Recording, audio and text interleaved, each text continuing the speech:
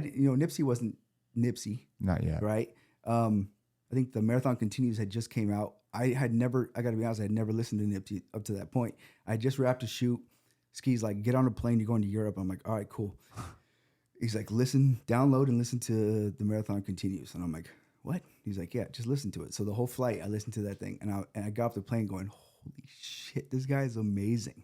Yeah. He's amazing. And Yes. I'm like, and I'm about to go, go meet him in 20 minutes, but, that mixtape or album, whatever, really put in perspective like who he was and really just, I don't know, it got me excited because he was everything that he embodied everything I wanted to capture in this series. So I was so excited that he was going to be, on it, and I got to tell his story.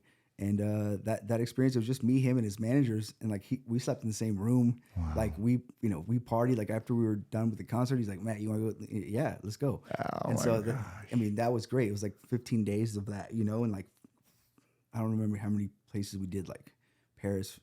Yeah, we did a bunch of places, All of and then while we're doing that, I mic'd him up, and he's just telling me his life story, Yeah.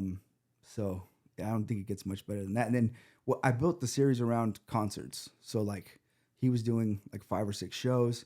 Then he goes and performs. Then he talks about his life on the way to the next destination. And then in between that, we did like little music videos. So that was kind of the whole piece as a whole was like 2 or 3 music videos, live performances, and then your backstory interweaving like, through all that stuff. But it was wild, partying till 4 or 5 in the morning. He's on the phone with Rick Ross, telling me like, I'm not gonna sign. And Rick Ross is like, I'll give you $1 million. He's like, don't do it, man. If everyone asks you, don't do it. Like, nah, Rick, come on. And he's like, I fuck with you, whatever, but like I can't do that. And he got off the phone. He's like, don't ever do that. If they ever say that, they're gonna give you $1 million, you gotta ask. You gotta know that they're gonna be taking a lot from you at that point, right? He's like, they want 360. They want all my material to start making money off that. Everything I've done up to this point.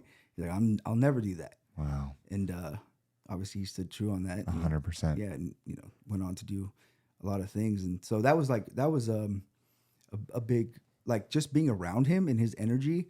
And some of my friends would be like, why do you like him so much? I'm like, dude, it's his persona, like his swag and his energy. And he was so positive, and he was like beyond a mentor. He was like, I don't even know how to say it, but everything out of his mouth was pretty much information for you to store. Yeah. Something that you were going to use sometime in your life. That's incredible. Yeah, it was amazing. I came home and told my dad about it.